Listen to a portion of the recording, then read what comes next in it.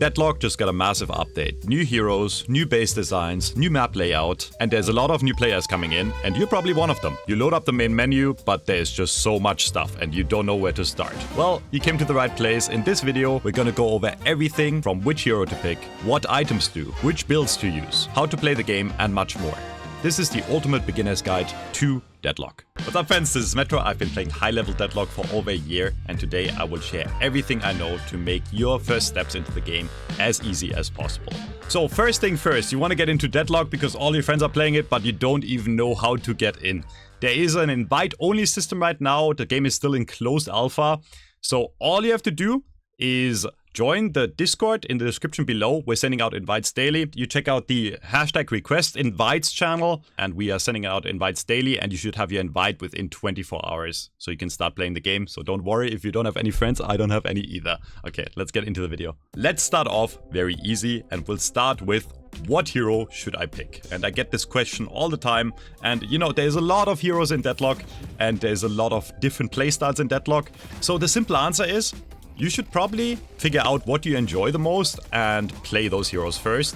The balance of the game overall has been really good over the last year. The best thing you can do is just picking up heroes you like and learn multiple heroes, right? In Deadlock is a MOBA, so if another player on your team or the enemy team picks a hero, there is a chance you won't get your main hero. So while it's fine to main one hero for the start, you're a really new player, right? Later down the line, you should probably pick up like at least 2 to 3 heroes that you can play at a reasonable level and figure those out. I'll go over heroes real quick, and I'll give you an idea of the different playstyles. So this is a MOBA hero shooter mix, okay? So if you've played Overwatch or something like Marvel Rivals, you'll feel right at home. But also if you've played something like Dota or League, you'll feel right at home. It's a mix of both of them, but the principles of a MOBA apply. And what does that mean for heroes? Heroes fill different roles. There's carries, there's supports, there's gankers, there's initiators, and then everything in between, right? If you want to play a carry hero is a hero that usually is pretty weak in the early game and needs a lot of souls to get online. You play pretty passive, and you gather a lot of souls, you do a lot of jungle farming, like you know from Dota or League, and you do a lot of farming on your own, and you let your team fight early game, and you rack up a lot of souls, and then you become really powerful, and you can 1v6 in the late game, okay?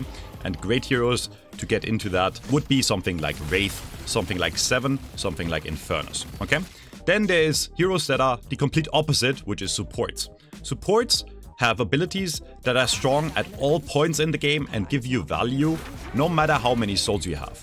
Great examples would be something like a Page, like a Mo and Krill, right? They give infinite value by just pressing a few buttons, and you don't need a lot of items to make those buttons worth it. Best example actually in the game is Dynamo. Dynamo has an ability called Black Hole. It sucks everyone around you in, and no matter if you're the poorest person on the team, if you hit a big black hole, everyone on the enemy team is going to be stunned and your team is going to be able to clean them up, okay? So supports, you will spend a lot of time in team fights, fighting for your team, and roaming around the map and looking for kills across the map, okay? And then there's playstyles in between. The beauty of Deadlock is there's so many different playstyles, so many different characters. There's tank characters that are frontliney, right? Like comparable to something like a tank in Overwatch or Marvel Rivals. Something like Abrams, Billy, or Shiv, that just have a lot of HP absorbed, that are possible to tank a lot of damage and go in first, and just be the frontline brawler. So, TLDR, play what you enjoy. The balance really does not matter unless you get to like really high level, which, assuming you're watching this video, you're not, right? You're a new player, or you just recently got back into the game. Don't worry about the balance too much. Play what you enjoy, and you will get better very fast. If you are scared of playing against real players, the first thing I always recommend if you're a new player is going into the menu and clicking on a bot match. A bot match, what it does is it puts you and a team of other 5 real players against bots. There's no stakes, right? Your team will probably not flame you for losing or not playing well because there's no stakes, there's no ranking in those modes, and you can learn the game at your own pace. So if you're very new and you're unfamiliar with Deadlock, I recommend playing a bot game or two first to get into what your heroes do, okay? Before you get into the game, you can just select the character and look at their abilities in the picking screen and figure out what they do, okay?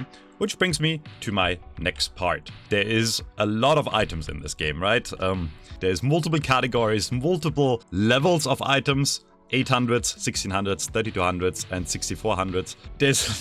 There's a lot of different playstyles and a lot of things you can do in the game. As a new player, this can be very overwhelming.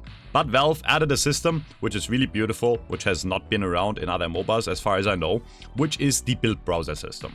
What the build browser system allows you to do is, you select the hero you enjoy, and then you click on build browser, and all you have to do is go to the public page, and there will be recommended builds for you. These are builds made by community players, content creators, or just random players, and the more people like them and the more people play them, the higher they will be up in the list. So if you see the recommended builds on the top of the list, they are usually a good starting point, almost all of them, okay? There are some exceptions. There's some people that spam a lot of bad builds to bait new players. So what you should really do to start with is pick a content creator you like, or pick something that looks pretty good to you, pick that build and play it. And if you feel like it didn't really work out, you can try another build after, okay? Not only will they tell you what items to buy and in what order to buy them, they will also automatically give you the level ups that you have on your abilities, right? Every character in Deadlock has 4 main abilities, and they have different level ups. Level ups, or boons as they're called in this game, they increase the more souls you get, okay? So they directly link to how much money you have. The more money you have, the more souls or the more boons you will unlock. And all you have to do, if you select the build, is follow the suggested. There's going to be a little icon on the ability the game wants you to level up next, and the build creator has made it in a way to where it should synergize really well with the items they buy. All of that is stuff you will learn later down the line, and later down the line a lot of people like making their own builds, like having their own ideas, and the beauty about Deadlock is every character has multiple different playstyles, right? You can do multiple different things. You can play a character really tanky, you can play a character really aggressive as like a glass cannon, all out damage, or you can build something in between where you go some tankiness or put a lot of power into your abilities compared to your gun, right? Which brings me to my next point. The 2 main damage types this game has are gun and spirit. Gun is basically your auto fire, which is the weapon you shoot on any character, and gun items, the orange items, are items that make your gun damage stronger in a certain way.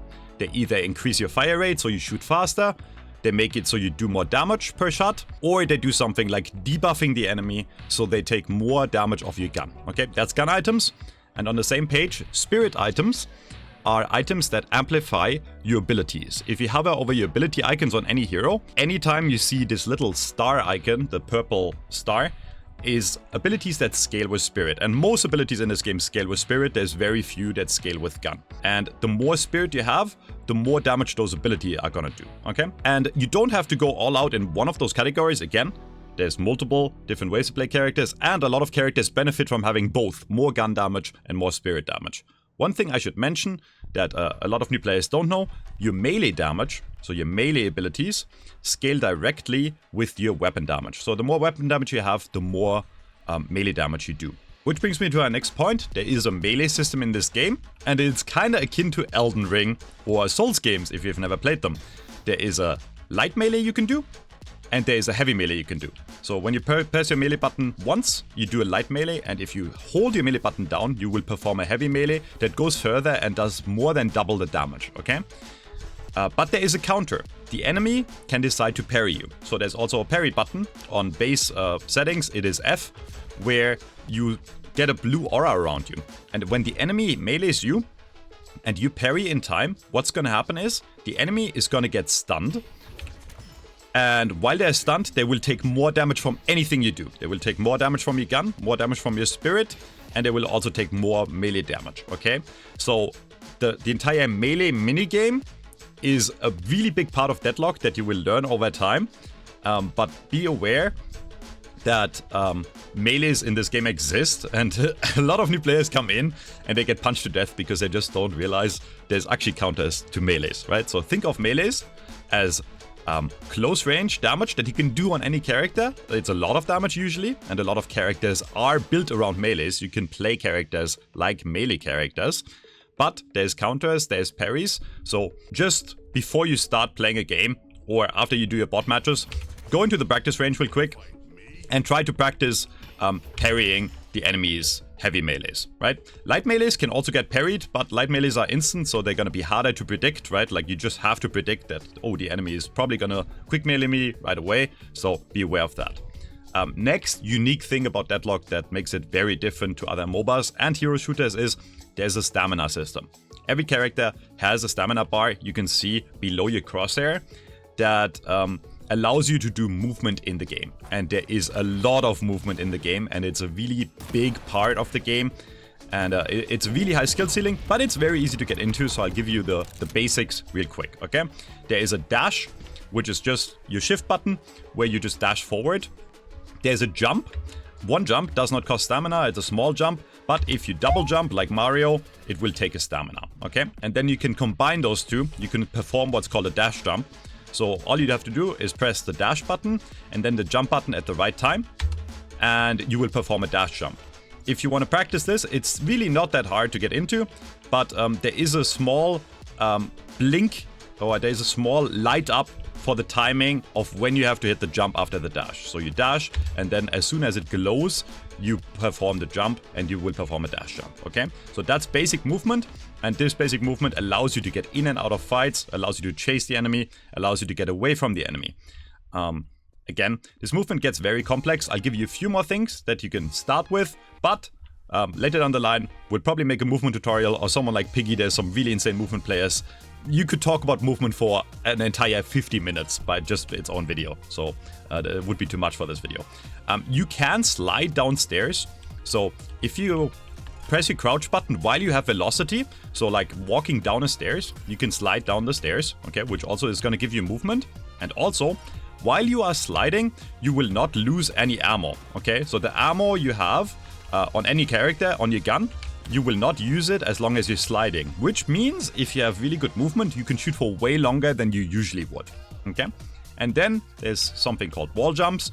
Wall jumps are basically jumps you perform when you jump on a wall and then press spacebar another time. You will jump off the wall, and you can choose the direction you jump off the wall on, and this will not cost any stamina, so you can include this in your movement and get some really sick movement combos in, and get really far away or into the enemy without really using any stamina.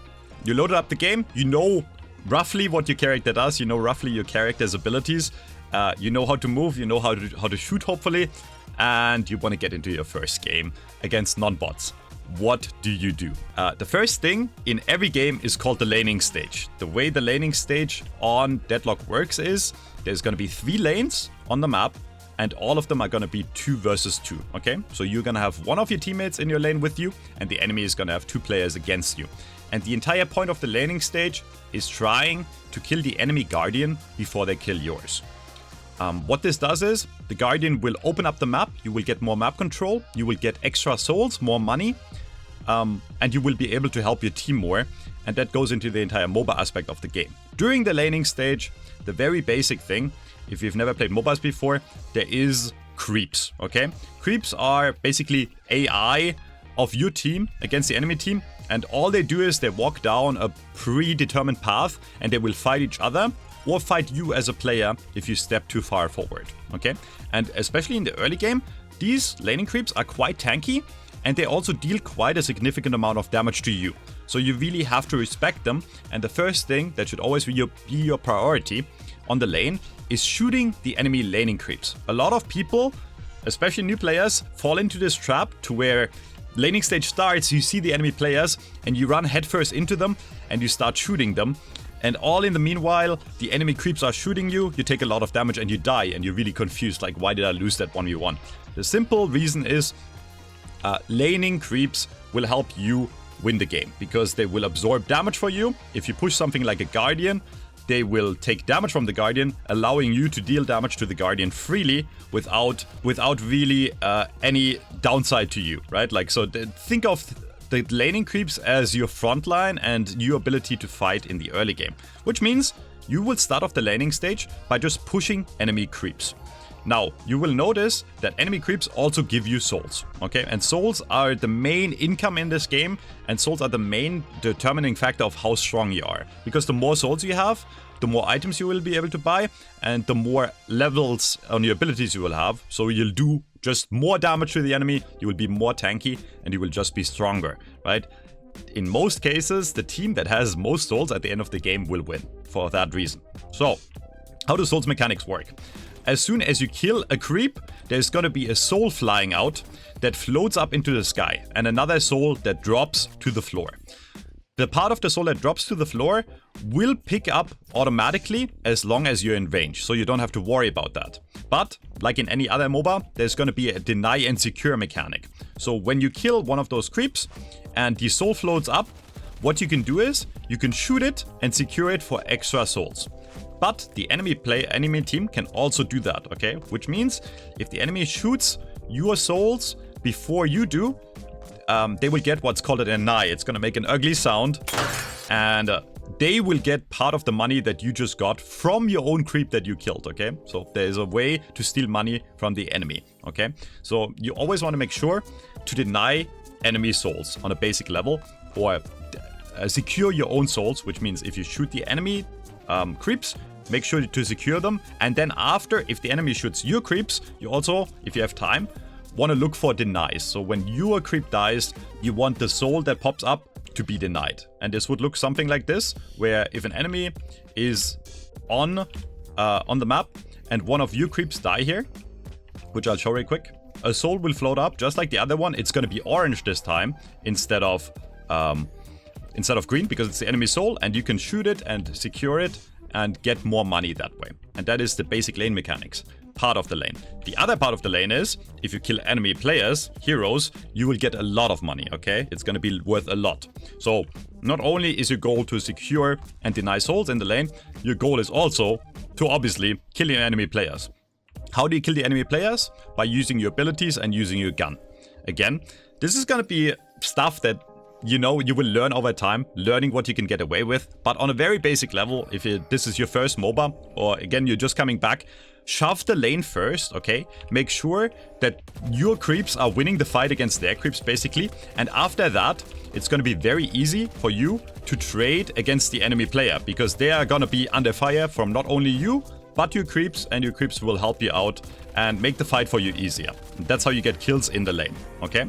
And with every kill, you'll get more souls, and with every time you push the enemy tower hopefully will lose HP, and you will gain more money, okay? One more thing in lane, the way you heal in lane on a very basic level is the healing creep. One of the creeps in the lane has a little flag above their head. It signifies that the enemy is a healing creep, and when you kill that creep, there's gonna be a little health orb that drops to the floor. And this health orb, as long as you go in range, it will float to you just like a normal soul orb, and when you pick it up, it will heal you for a percentage of your health. It will heal for a base amount, and it will heal for a percentage of the health that you're missing, okay? So that's the way you sustain in lane, which means when you kill enemy creeps, you really want to be in range to be able to pick them up. A beginner mistake I see is some people that are very scared, they sit very far back and shoot the creeps from very far away, and then the souls are out of their reach and they can't securely get to them without the enemy killing them, and then these orbs, including the healing orb, will despawn over time, so make sure you pick them up, okay? And that's how you win the laning stage on a very basic level. If you want to get deeper into this topic, I will release a full laning guide in the coming few days, because again, laning is like a super complex topic. So yeah, if you want to get deeper into the topic, make sure to hit the sub and follow. And yeah, that was the worst sellout of all time. Getting into what do you do after lane. Let's say you won or you lost, your guardian is down. What is really the goal of the game? Obviously, the goal of the game is to kill the enemy patron, right? Like, we want to end up killing the enemy base before they kill yours. How do you get there? By getting a lot of money, okay? Money in this game is everything. Souls in this game are everything. And there's multiple ways to get money, right? One is hero kills. So if you're playing characters that are very, very aggressive, that can go for early kills, if you lost or won the lane, it doesn't matter. What you can do is, after, is you gank or rotate across the map and go to other lanes and help your team out that way. A numbers advantage, if you're in a 2v3, for example, will always make it so you have an advantage in the fight, obviously, and it will increase your chances of getting kills on the enemy players. And if you get kills, you'll get more and more ahead, right? Killing objectives is another big part of the game. Guardians do only give money, but there is another objective in the game called walkers. If you kill the walkers, it will unlock flex slots for you and your team. On a very basic level, when you start the game, you will be able to buy 9 items. And the last 3 slots will be locked.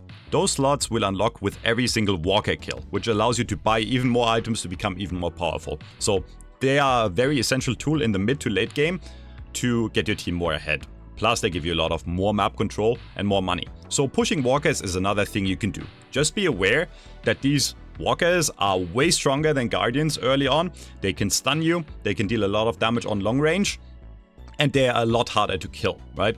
Plus the enemy will get resistances when they fight under the walker. So be aware that if you take a fight under the walker, the enemy will kind of have an advantage, so you either show up with a numbers advantage or wait a bit and do other things on the map first before you start dealing with walkers. There is a thing called the jungle, okay? The jungle functions like any other jungle in other MOBAs. Basically, it's stationary creeps that you can kill, and those creeps will give you extra souls, okay? The soul amount will be comparable to lane creeps. Lane creeps are usually the most efficient to farm. So number one priority, I always tell people, the first thing you should always do is, after the laning stage is over, make sure your lanes are pushed. It will give you map control, but it will give you a lot of souls in the first place. And after your lanes are pushed and your towers are defended, is where you can go into the jungle. And depending on the character you have, you can start shooting jungle creeps, okay? There's 3 different types of jungle creeps, and then there's a bonus that is a bit different. There's a tier 1, there's a tier 2, and a tier 3. And all the tier signify is how easy they are to kill. The tier 1s spawn very early in the game at 2 minutes. Some of them you can even find during the laning stage, so you can do them in between waves even during the laning stage. Tier 2 camps spawn at 6 minutes. Tier 2 camps the creeps are going to be a bit more tanky, and tier 3 camps are going to be the tankiest of them all, and they spawn at 8 minutes, and most characters in the game can't farm them efficiently until later in the game because they're just really tanky. But there is a bonus objective which is called the Sinner Sacrifice. The Sinner Sacrifice is a structure that you can hit with heavy melees or light melees to gain extra souls, and the soul amount is going to be very high. And any character can do this at the same pace. So even if your character is not great at farming jungle, you can farm Sinner Sacrifice at the same speed as your hard carry, okay? And all you have to do to farm them is you hit them with heavy melees. Be aware, every hail, they're called Sinner Sacrifices, so you're paying with your own blood. Every melee hit you do on them will drain a lot of your HP, and it's going to be a very significant amount, especially early on, okay? But after punching them with the heavy melee 4 times, on the 5th time, there's lights on top of the Sinner that will light up. You want to basically punch the Sinner at the 3rd to last light, so it lines up perfectly to where all lights are full, which is going to give you the bonus. And the bonus is a gold statue buff. A gold statue buff is a buff that lasts the entire game. It's a mix of random stats that you can get. One of them is health, one of them is extra spirit power, there's cooldown reduction, weapon damage, fire rate, and extra ammo. And it's random which one is gonna appear, but if you hit a Sinner at the correct time, it's gonna give you 4 of those. And those buffs last for the entire game. You won't see them anywhere on your screen, you won't see them in your soul count, but they are a massive advantage, right? So you really, if you're farming Sinners, you really want to make sure to farm them as efficiently as possible. And there is one room in the game called the Double Sinners room, where you have 2 Sinners at the same time. And a trick you can do to make your farming here easier is you hit one Sinner once with a heavy melee, and then you go over to the other Sinner, finish it with the bonus, and then you immediately turn around for the first Sinner, keep on heavy meleeing it, and it should line up perfectly to where you get all 8 buffs for the gold statues, okay? So Sinners are a great way of farming. Otherwise, creep camps, also a great way of farming. There's a lot of them around the map. When you have nothing else to do, when there's no fight going on and the lanes are pushed, you want to go into your jungle and you want to farm. Now, obviously, both sides have the same amount of creeps, right? So what you can do to get an advantage without fighting is, if it's safe, you can invade the enemy jungle, go across the middle of the map, and walk into the enemy jungle and try to steal some of their jungle. You're taking away the enemy resources and you're giving your team more resources, right? So it's a great way to get ahead. Be aware though, there is a mechanic that counteracts that. It's called unsecured souls. Every time you farm jungle, or you farm enemy players, you kill and get an enemy, or you run boxes. Boxes are things around the map that give you bonus souls, and there's gold statues as well that give you bonus souls that you can also like get along the way. These boxes you shoot or you melee, and they will give you extra souls, extra buffs. But all those souls you collect will be called unsecured. And what this really means is, if you die, you will drop that amount of souls in a souls orb, okay? Which means if you get more and more unsecured souls and then you end up dying, the enemy will get all the unsecured souls that you have in your inventory, okay? The way you want to think about it is, the more unsecured souls you have, the safer you want to play. Because if you farm a lot and then the enemy gets a kill on you, they just took like basically all of the souls you just farmed in the last minute, right? And they're going to be very far ahead of you. So jungle is high risk and high reward, right? Because it gives you extra souls compared to just sitting in lane. But there is a downside, which is unsecured. How do you get rid of unsecured? They tick down over time. So the longer you play safe, they will go down over time and eventually they're going to be gone. But the best way to do it is, once you have enough money saved up to buy your next item, you go into the item shop and you spend as much of your money on your build as possible. And when you spend as much money on the build as possible, the unsecured souls will disappear. You can still spend them, right? So when you have even 1,000 unsecured souls, if you buy an item that is worth like 1,600, let's say, and you have 1,600 souls in total, all your unsecured souls are going to be gone and you're going to be happy. Your item is going to be in your inventory and you won't be able to drop those souls to the enemy in case you die, okay? So that is souls and jungle. We talked about jungle, we talked about the laning stage, we talked about how to come out of the laning stage. Another objective in this game that is really essential is called the urn. The urn spawns on one side of the map at 8 minutes in the middle of the map, okay? This urn can be picked up by both teams. All you have to do when it is spawned is you walk towards it and it's going to auto pick it up in the span of a few seconds. After you have it picked up, you become a lot more tanky and you're carrying the urn. The downside is, while you're carrying the urn, you can't perform any action like shooting or casting spells. The only thing you can do is meleeing, okay? And your goal is going to be to get to the urn drop-off spot, which is going to be usually on the other side of the map. It's going to be marked on the map. And if you walk to that spot and you drop the urn off, it will give your entire team a lot of money. And it will give you as the carrier bonus money and ability points plus level ups, okay, boons. So it's a great way to get ahead. The entire counterplay is the enemy can see you once you have the urn picked up. So you want to make sure that you get the urn in, ideally, without the enemy contesting you.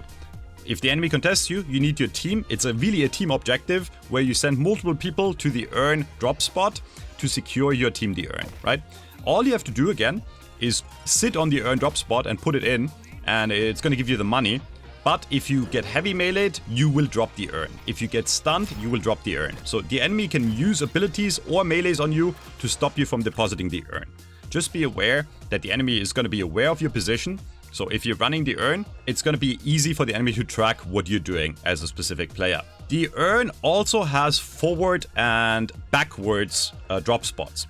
If your team is behind by more than 10% souls when you pick up the urn, it will be on your side of the map, okay? Which means it's a potential for your team to come back. If you are struggling as a team and the enemy is very far ahead of you, you can try to steal the urn, get to your spot on your side of the map, which is usually easier to deposit on, and get comeback money that way. On the same page, if you're very far ahead, the drop spot for the urn is going to be very deep into the enemy territory, which is going to make it very hard for you to deposit even if you're ahead, because it's going to be very risky. You will have to walk very deep into enemy territory, and there's more likely a lot of enemy players defending the urn. In general, if a team has an advantage in souls, a significant advantage, there is going to be something that is called comeback souls. Comeback souls, the more ahead one team is, the more the other team will get from kills, from lane creeps, or from jungle, okay? So there is ways to come back. Now you might say, but Metro, that sounds unfair. I have been ahead and now the enemy, all they have to do is farm more and they will get back on track because they will get more souls than me. Well, technically true, but if you're ahead, you also will be more powerful in items, which means you will be able to farm faster, you will be able to win more fights, right? And you will be able to push more into the enemy side of the map. So in practice, it is very hard in Deadlock to come back from a big gold deficit, right? Like if one team is very far ahead after a laning stage, it's going to be very hard for the other team to win. Be aware of the soul state, and if you want to take fights and you want to fight an enemy, try to see on the top of your UI if they have more souls than you, less souls than you. So is it a winnable fight for you? Is it going to be a very hard fight for you? And on the same page, you can also see all the ultimates that are up or down. Ultimates in this game are just like ultimates in Marvel Rivals or Overwatch, where there are very strong abilities that can turn fights, right? So if one team has a lot of ultimates and the other team doesn't, the team with a lot of ultimates is very likely to win a bigger team fight, okay? A little bonus tip right here. If you press F7, you can open up the console, and if you type in citadel_unit status_use_new true, you will get a new health bar for you and your enemies, which is going to look something like this. And this new health bar will look cleaner. It's not implemented in the main game yet. It will look cleaner, and it will also show the enemy ultimate if it's up or down immediately when you look at them. The eye is either going to be open on their health bar or closed. If it's open, you know they have ultimate. So if you're starting a fight and you see that eye open, you know the enemy has an ultimate, okay? And if you don't want to type this command in every time you start the game, you can set this in your launch options. So all you're doing is you're going into your Steam, you're going to right click on Deadlock, click on properties, and then you put in this command plus citadel_unit status use new true in the launch options, which means every time you launch the game, it's going to launch with those crosshair, with that health bar option. Okay, next thing I should talk about, and this is really where Deadlock differentiates itself a lot from other shooters especially, is which stats actually matter on your team. A lot of people, especially when they're new, are scared of dying. They don't want to have a bad KD, because in other games, KD is usually a good indicator for how well you're doing in the game. But in Deadlock, that's really not the case at all, okay? The indication of how well you're doing in the game as a player is usually your soul count, and after the game, how much damage you dealt to enemy players and how much damage you dealt to enemy objectives. Those are the stats that really do matter. For supports, healing, or how much damage you absorbed also does matter quite a bit, but those are the stats that matter. Why do kills and deaths not matter as much? In Deadlock, killing objectives or getting value somehow across the map is going to be more important than your own life, okay? Your life and your health bar is a resource like any other thing in Deadlock. For example, if you are playing on the side lane and you're pushing one of the walkers in the mid game, and you end up killing that walker, but then 2 or 3 enemies show up and kill you, your KD is gonna look worse, right? You'll have one more death and you won't have a kill for it. But what you just did was an amazing play. You got your team a flex slot, you got your team bonus gold from the walker, but more importantly, you also forced 3 enemy players' attention to your side of the map. Meanwhile, the rest of your team, the other 5 players, can do whatever they want on the rest of the map, right? They can farm more jungle, they can look for other objectives, or they can trade for counter kills, right? So I don't want you to think of your goal in the game to have the best KD possible, because that's how a lot of, especially shooter players, approach this game, and then they never take risks. If you don't take risks and you don't play aggressively in this game, you will lose. The best way to play the game, and the way the highest ranked players in this game play, is they play very aggressive and they make choices and let the enemy react, right? Action is better than reaction.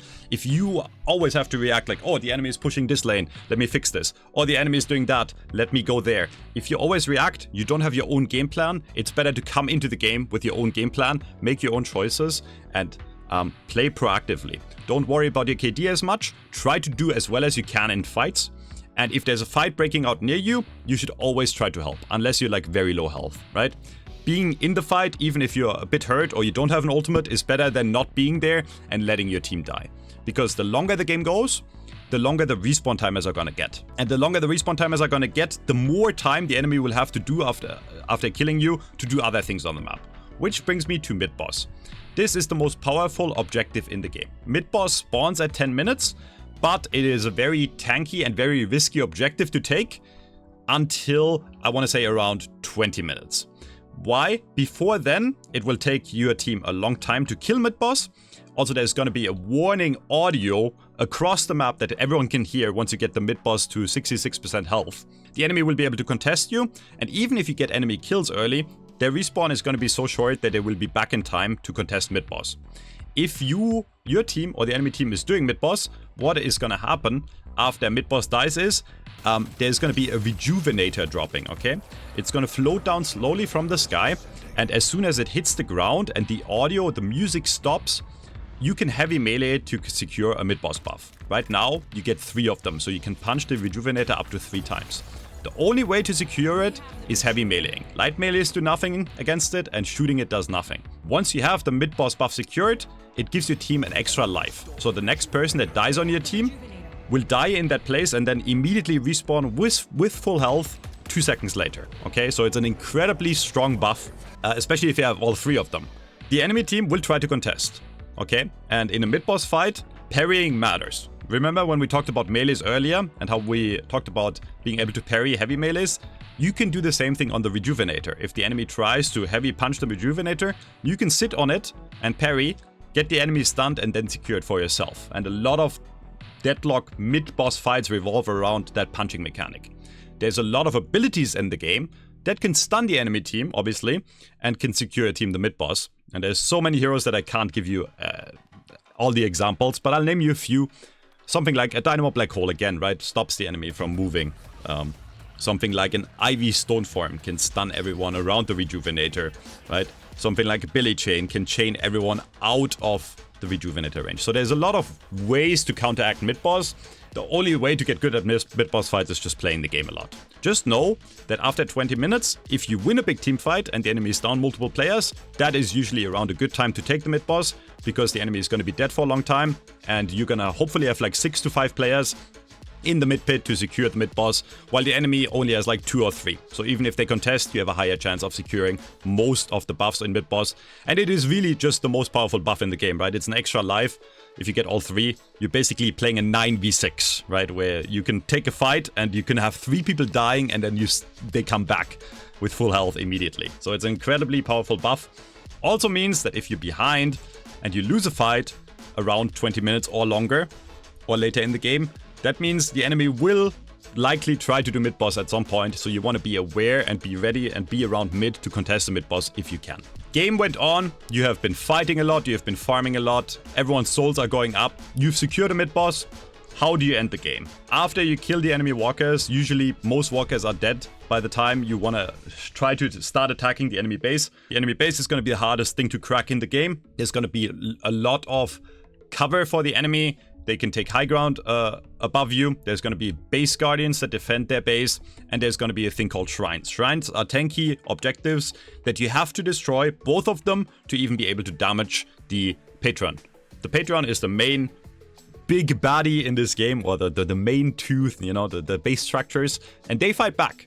They shoot you back. They're very scary. You kill them once and then they respawn and they have a second phase. Okay, and only after they respawn and you kill the second phase Patreon is when you win the game. That's how you end the game. So you have to be aware that pushing into the enemy base, you need to be powerful, right? You need to have numbers advantage or a souls advantage, and ideally both. Plus, as a bonus, you know, maybe some mid-boss buffs where you have more lives. That's how you end the game on a very basic level. And yeah, that's Deadlock. I guess I'll end with this. When I first got into the game, like over a year ago, I looked at the gameplay and it just didn't look very appealing to me. To be fair, back then it was like in super early alpha. I was like, yeah, you know, like probably not my type of game. And then I played it for one game and I immediately got hooked. And where we are now is crazy, right? Like this game got so much better, bigger in the last year and a half that I've been following it. And this is like truly the best update ever, I feel like. I hope you have a fun time. Let me know what's up in the comments. If you have any questions, please feel free to ask. And again, we'll put I have a lot of guides planned for the next few days, weeks, because I know there's a lot of new people coming in. So we'll talk a lot about the new heroes. We'll talk about laning, and we'll get into more details, how to play your role, etc., etc. So yeah, if you want to stick around, let me know. Also, I do coaching on the Deadlock Academy. The Deadlock Academy is the best coaching service for Deadlock on the market. We're offering currently a 30-day free trial, so no strings attached. Click the link in the description, check it out. It's me and a bunch of pro players, the best people really in Deadlock for coaching. Like, I could not be happier with the guys that we have. And yeah, check it out if you want more in-game or if you want more in-detail coaching. Otherwise, I'll see you next time. Bye bye, friends.